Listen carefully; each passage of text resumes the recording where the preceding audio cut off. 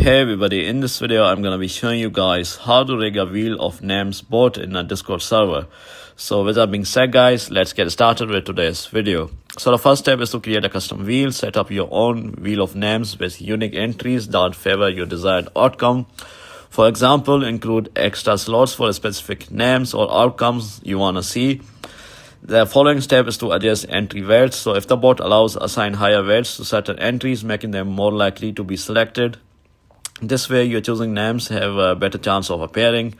The third step is use multiple wheels. Create several wheels with different configurations. Each time a spin occurs, switch between the wheels to ensure that the desired outcome appears more frequently.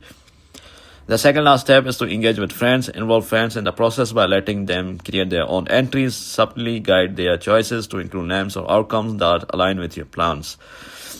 The last step is to spin in private. Conduct spins in a private channel before revealing the results in the main channel. This allows you to adjust outcomes before others see them. So yeah guys, that's it for today's video. If you found this video to be helpful, then consider subscribing. With that being said guys, I'll see you in the next video very soon.